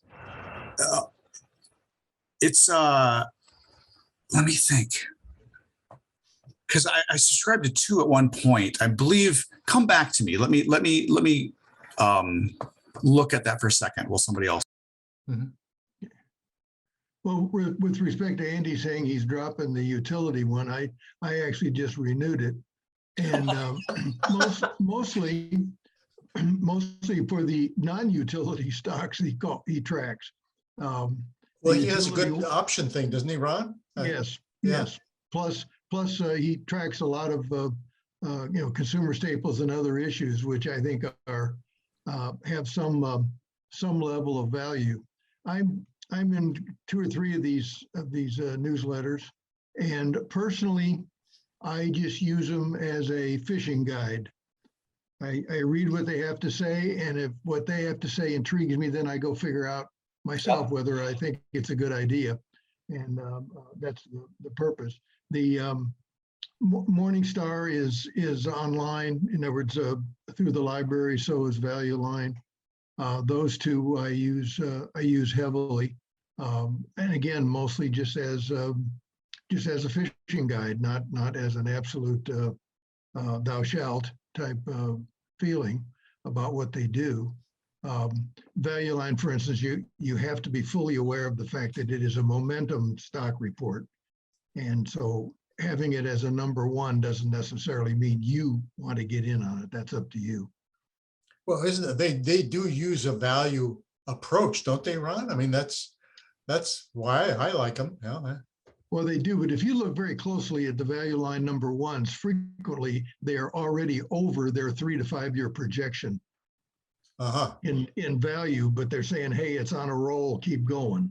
I mean, there's if you watch it, I've been using Value Line since probably 1985, And they're, they're great, but they just have that bias into momentum. And as long as you're aware of it, I don't think it gets in the way. It's just don't get sucked in. If they tell you to go out and buy Tesla is the number one, well, go look at the chart, figure out what's going on, and you say, oh, gee, it's over their 3 to 5 year projection. I wonder what that all means. Well, it means it's rolling, and if you're willing to go with the roll, then buy it. Well, what about, So, taking this down to the income, subsector of that, setting aside Tesla? Have you found it helpful there in terms of? The value line in particular is not very valuable for income investing within itself, per se. Again, I use it as I look at the dividend yield on everything that's going on. I look at the weeklies, and part of what I look for is the dividend yield of, and again, for those stocks that I'm not familiar with. And so on that basis, then, okay, I read their one pager and then go dig up whatever else I can dig up to figure out whether I care for them or not. And as I think I gave in my presentation a couple of months ago, I download both of the weekly books, the one on the regular value line, and then the small and mid cap. I download that one too. And again, I use those because then when I read somewhere that somebody is recommending XYZ, and I've never heard of XYZ, I at least go out and see if Value Line has it in either of their publications. And if it does, I get some quick and dirty information without a lot of looking around from people that I think I understand the way they write. I think I understand what they're saying when they make their various comments. And so it gives me a feeling about whether I want to waste time going and looking at more things. So do you use the portfolios that they mention? The portfolio, I think 3 or 4, is it? I just watch the changes and the whys and wherefores. I don't follow any of their portfolios. Okay. I just watch what they're buying. They say all of a sudden, no, we're going to get rid of AT&T and we're going to buy General Motors. Okay, they've got a reason why they got rid of AT&T and they got a reason why they bought GM. And do I agree or disagree? And it also depends on which of the 4 portfolios, because each portfolio has a different orientation. Number 4 is the income one. If you just want to look at pure income, you want to look at the number 4 portfolio because that's the way it is oriented. When I looked at portfolio 4, it was a little too conservative for my taste. Okay. I don't know. I thought I can answer the ETF guide one now if you're interested. I did verify that is because I've subscribed to a couple over the years and they had similar names. That's one I've subscribed to for probably at least 10, 15 years. It's kind of a broad. He does a lot of stuff.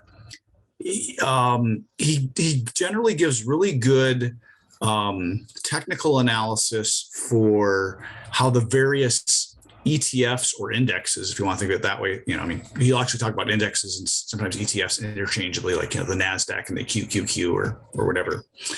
And just talks about how they're trading. And it's kind of just one dude's take on monitoring the important stuff.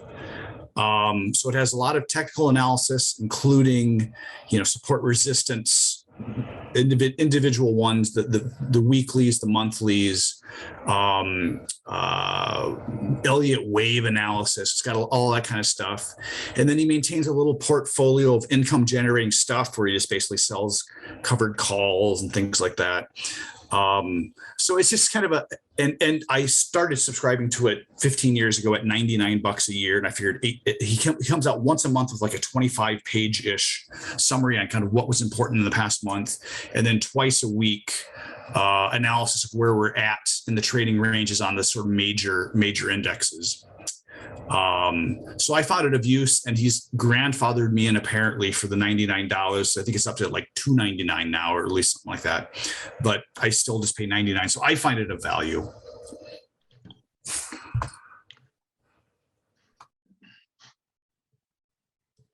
Anyone else? Thanks, Ray. Anyone else want to share kind of their insight on something they're using? I will highlight the two near the top with the little asterisks, the Morningstar Dividend Advisor and Value Line are available at the Multnomah Library online at no charge. And thank you for repeatedly telling us that, Ron, because that's a huge resource that more of us should take advantage of. The only problem with the Morningstar the library version is that you don't get the midweek or the weekly updates. Like, for example, they just sold a couple of income stocks this week, and that of course won't appear in their newsletter until the May issue. And that's the only difference I can see.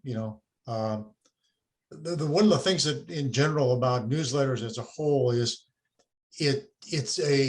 I see it as a way for somebody to keep track of some of the stocks I own, in detail, so they can report to me, this particular stock is, AT&T, for example, has done this right now and so forth. So it kind of keeps me up to date, and that's, one of the reasons I'm willing to pay a little extra money for that, Cool. But you're right. Morningstar, I don't think I'd renew that one, basically, because, once a month is fine for me. Yeah. Yeah.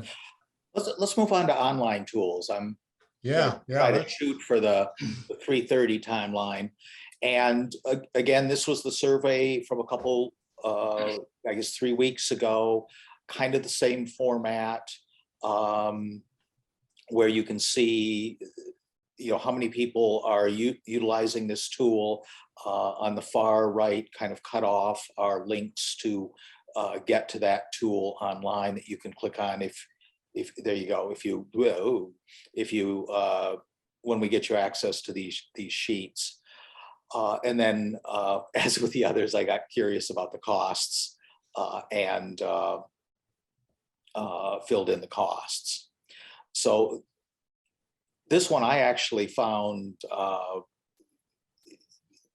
more surprising in many ways, because there were some things I didn't know.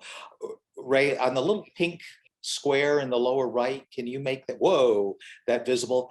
Yeah, just like I did with the newsletters, I wanted to share kind of how I use online investing tools. And they're really kind of, I saw 4 uses for them. One, to screen, to find candidates for investment. And I think everyone's familiar with that, where we come up with criteria, perhaps pays a certain dividend, perhaps a certain capitalization, perhaps a certain PE, and then screen through all the available stocks and ETFs and CEFs and mutual funds to find something that looks to meet our needs. The second is, when I've identified something that I'm interested in, to look in depth at that specific investment to see what are its metrics, what's its history, what's the forecast, what are its ratios and things like that. The third one, which is, I'm going to say my primary one, is portfolio monitoring. So in one place, I can go and see all of my current investments, how they're performing, when they're paying dividends, and any changes in dividends and things like that. And the fourth one, some of these are really for active investings, where you're either trading daily or weekly or monthly, and that's not me. But they are showing kind of trend lines and things like that are happening in the very short time frame. And I have no interest in that, but a few of these do that. Let's go back to look at them again. The one surprise that blew me away that caused me to go, or at least add to my list to go look at, is Yahoo Finance. The few times I've used it, I've found it just miserable, filled with ads, and gives me no information that's of any use. So I'd love to hear what people are using that for, that they're not finding elsewhere. Morningstar, I think the free version is absolutely amazing. All of the information it gets, you can build your portfolios there and track them and set up custom tables where it shows all metrics for each of the investments in your portfolio. So I love that. The other one I'll mention, Simply Safe Dividends. For those who have been around long enough, I think I was the one who originally, introduced, Simply Safe Dividends to the group, and I absolutely love that for tracking, my dividend investments. And the last comment I'll make, scroll down a little bit more, Ray, towards the bottom. This is the guy who runs Simply Safe Dividends. Stock Rover at the very bottom. I was the one vote for that. I found this about a month ago, and it's kind of blowing me away in terms of its capability. It's extremely complex and intimidating, but if you kind of take it one little bite at a time, you can do some amazing stuff. And I'm using it for some portfolio tracking. So anyone who's interested in that type of stuff, I'd encourage you to take a quick look at Stock Rover. And that's all I'll say on these tools, unless there are questions. Anyone else want to share their comments or recommendations or horror stories about any of these? The other one we've talked about is Portfolio Visualizer, and its claim to fame is that it will do back testing. You can enter your current portfolio, the percentages of your holdings, and it will tell you how that portfolio would have done had you held it for the last 5 years or 6 years or 20 years or whatever. I find that information that I can't get anywhere else, and the free version does that. So I use that quite regularly. So other thoughts or comments or recommendations? Well, that was the price of admission for me, just to learn that from Tom. I didn't realize there was a place you could do that for free. I've been looking for that. Yeah, there it's one. You have to look a little bit for it, but it's on the cover page. On one of the selections is Backtest Portfolio. Cool, thanks. So, Go ahead. one thing I like about Simply Safe is the ability to set up the playlists, Yes. because you can either do your own watch list, or you can do, well, I've done this group's queries. I've got about, I don't know, 20 or 30 stocks listed that this group has brought forward for discussion. So that's pretty useful. Yep. Yeah, I will sometimes in Simply Safe Dividends, I've got my actual portfolio with holdings, make a copy, and then change, buy and sell stuff and see what the dividend has changed to, and what the metrics have changed, and go, ooh, I didn't know I was going to do that. Maybe I should look a little more closely. Oh, I like that. I'm going to try that out. Yeah. Scroll down a little bit, Ray, on this one. Somebody asked about, where is that at? Your Econ PI, your economics one? No, I think that's pretty straightforward. It's just yeah, that's one of mine. I voted for that one. I look at that every week. Basically, it's just a set of economic indicators, and it summarizes them for you quickly. And I think it's pretty good. No, the one I was looking for was Dave. I think you use it as a portfolio system, and I've used it in the past myself. There it is, Investment Account Manager. That's the same thing as Quicken, basically, except it primarily, it's pretty darn good. And the customer support is outstanding. Dave, maybe you might want to chime in on this because you're the one that I know uses it. Their Yeah, portfolio, go ahead. Yeah. I think I'm one of their originals. I've been with them for about 25 years, but yeah, in the beginning, I used it for almost all my tax work, my buys and sells. And yeah, it's just very useful. And like you say, their support is just outstanding. Yeah. Even on weekends, if I shoot off an email, I generally have a reply within 2 hours. And where is it? I couldn't find any information about it online. Who does it? It's well, the product is Investment Account Manager. You should be able to Google and find that. I tried. Also QuantIX, QUANTIX. Yeah. Thing. Yeah. I can, Tom, I can send you a link later if you'd like. Yeah. Why don't you, Dave, why don't you just post it to the Google group, because there may be others that might be interested in that one. What impressed me about that particular portfolio management software, I use Quicken, and I kind of have a love-hate relationship with it, to be perfectly honest. The format of the reports that it generates, Quicken does, just drives me nuts, because it doesn't quite give me the report format that I want. Whereas Portfolio Manager does a much, much better job of creating reports. I think that's one of their real strong suits, I think. Yeah, and I think their subscription is about $70 a year if you include their portfolio, or not their portfolio, but their stock import features. Right. Yeah. Yeah. The downside of that is that I don't think they do the things that Quicken does. In other words, Quicken, will keep track of your bank accounts and your checking accounts and stuff like that. Will it? I mean, well, you could.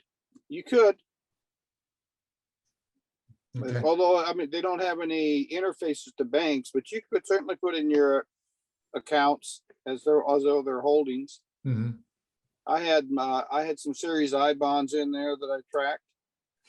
And so it's pretty flexible. Not an end all be all. Yeah, like well, none of these else. are. I voted for Aswath Domaranians online. I think that site is outstanding, but the bad news is it requires a lot of work to ferret out what's in there. But there's tons and tons of information there. He's a professor at NYU, and he teaches valuation and corporate finance. And he's got spreadsheets, he's got databases, he's got tutorials, he's got all kinds of stuff out there on the website. I signed up for one of his classes, and frankly, I'm overwhelmed because the neurons don't fire off as much as they used to when I was younger. But I'm slowly plowing through his valuation class, and it's a real eye opener, to be perfectly honest. So I would recommend that one highly.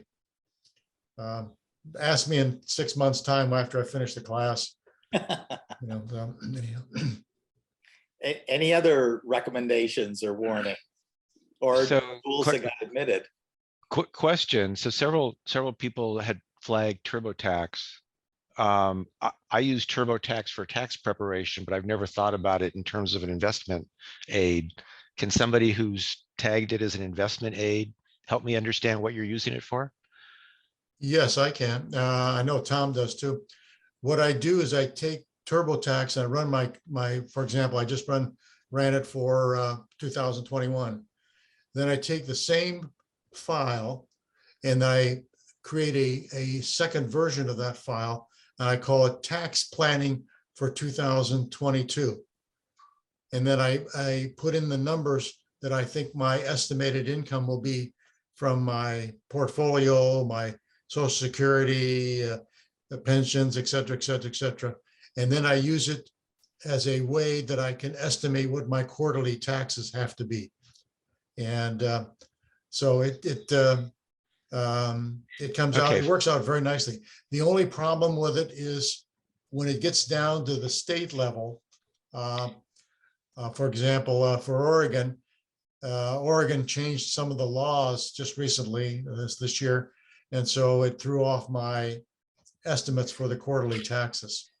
From a Fed level, it was outstanding. I got within $2 of what I owed the state or the feds. With the state, they threw in that, what was it, that kicker credit that they threw in this year, and that threw off everything. But I use it for that also, and like you know, except for the kicker, I was right on for the state. yeah, yeah, that's so I kind of use it as a tax planning for purposes. Okay, fair enough. Yeah. Does anybody use it for anything else other than taxes for the prior year and tax planning for the current year?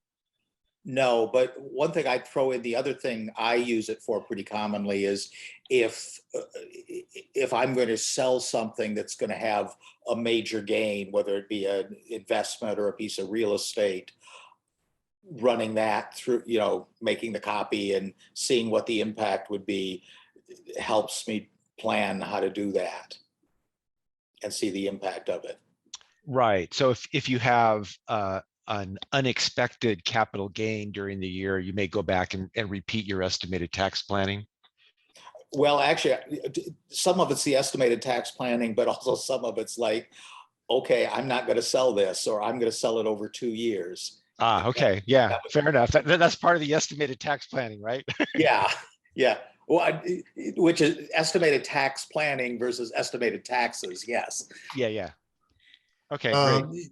Yeah, to add to Tom's comment too, if you use Quicken has a portal that goes to TurboTax. So you can take all your expenses, for example, your capital gains for the year, and port it over into Quicken or into TurboTax automatically. And so, you know, that can help, you know, with tax planning again. Right. Okay, great. Thank you. If you want another tool that's a little kind of off the income investing topic a little bit, that I've just started playing with the last couple months, it's called Real Retirement, and it's an online tool that basically you put in your mostly your income, and it's kind of income planning as opposed to wealth planning. But you put in your income and it will project it into the future, apply tax rates to the future, apply, you know, Social Security, different Social Security options, apply this miserable thing I didn't know existed called IRMA, which if you make too much money, you get a painful extra charge on Social Security, and do just a lot of really sophisticated projections, which I found just you could not do manually. And it's called Real Retirement. They've got a free plan. Their full plan is a tremendous $96 a year. But if anyone does that type of planning, I found it just really interesting as you look 10 years out to go, I'm going, well, that's a problem. And starting to think about what I'm doing now. Anyone else use it or hear of it? realretirement.com. I haven't used it. I have not used it, but I've been looking at those types of questions, so I think I'm going to go look at it. Absolutely, it'll blow you away. And there's also a video on it that was, I don't know, it was an AMA presentation from about 2 years ago that one of their representatives did to the group. just search on YouTube, real retirement, and it'll come up. And that really highlights its capabilities. I'm very, very impressed. If Other- anybody wants a presentation on fast graphs, I'll be happy to do that sometime in the future. I'm a big believer in it, so. Andy, I would like a presentation on perhaps, the top 6 or 8 of these, Yeah, I think from an that's, educational standpoint. yeah, we need, again, volunteers to step forward and sponsor one of these. So I think that'd be great. I think we could have, a person step forward, and I'll be happy to do fast graphs. I think I could even do Simply Wall Street too as well. I have mixed reviews about that one, but David or I could do Simply Safe Dividends. okay. I don't know what our top 2 are, but even Google Finance, I'd be interested in someone who really uses it and finds it valuable. And as I mentioned at the beginning, Yahoo Finance, I don't get it all. So folks who are finding that really valuable. I'm kind of with you, Tom. It almost looks like clickbait to me. You know what I mean? I don't know, Yeah. but that's okay. And I got a lot out of, what Ron did for Value Line. Yeah. Oh, yeah. Absolutely. Yeah. Value Line, I think is, and every time I want to kick tires on a stock, I'll look at Value Line as well as do some other analysis. So maybe that's a suggestion for the future. Draft someone or find someone for, the top 10 and do one a meeting or something. Well, now that we're approaching 3:30 and past it, I'd like volunteers to step forward and do this because, I'm running out of speaker ideas. So I'd love to have people say, hey, I'll do this one or I'll do that one. Yeah, please send me your ideas. Cool. Well, yeah, well, probably from a time standpoint, we ought to okay. wrap it. Well, anyone else, please share something if you've got a tool you're finding really valuable or a comment on any of these. Yeah, we could continue this at the next meeting, Tom, if you'd like to go a little further with this. And of course, Ray, of course. Yeah, I don't have really anything more, but I appreciated kind of hearing what people were finding useful and not useful. Okay. And just for the heck of it there, I put in the chat, I kind of was keeping notes because I'm new to some of these online tools of the ones that I seem to notice us talking about. So those are the ones that we were kind of talking about a little more than the others today. I thought that said smartass.com. No. Smart asset is what it hit. Make sure you get the T in there. Yeah. Although why not? Yeah. That's not it. I'll send that out to folks or. That would be great. Thank you. Somehow that didn't sound quite right. Yeah. Okay. Hey, Ray, is there a list of those stocks we had all sent into you already somewhere? Because I was looking for it. There probably is. I'm sure there is. I don't know if I have my hands on it right now, but if there's, did you email it to us, or is it on Google's group, or no? It's not distributed. I honestly don't remember. Okay, that's fine. Sort of several. I don't remember, to tell you the truth, but I'll spend a few minutes today looking to see if I find it. It might just be on a tab of this sort of archived stuff. Thank you. Rich, we're going to try to get the AAII Portland website set up so that you can access this spreadsheet. But I don't know how, it may take a while to get it set up. I'm going to have to talk to John Wong and to Todd about it and make sure that it's all squared away so we can do it this way. Yeah, we'll make it available to everybody in general, but for now, what the Ray is doing is fine, But we'll have it on a website somewhere where everybody can access it. And the last tidbit, it's newretirement.com, newretirement.com. Got it. Thank you. Okay, well, we're past 3:30 here. Rich, did you want to say a few words before on AT&T, or you want to wait for the next meeting? Yeah, let's pass, I guess. Okay, well, save your notes because we'd love to have you here to talk about AT&T. Okay. We'll have new news then. Okay, I'm going to stop. Ray, you want to stop sharing your screen and wrap it up here? Okay, here we go. Let's see if I can go out here. And wow, we've had quite a discussion today. I'll just say thanks to everybody and make some closing comments here. You know, we do have our Google group. By all means, don't hesitate to use that for sharing ideas. And thanks very much to Ray and to Tom for all their effort.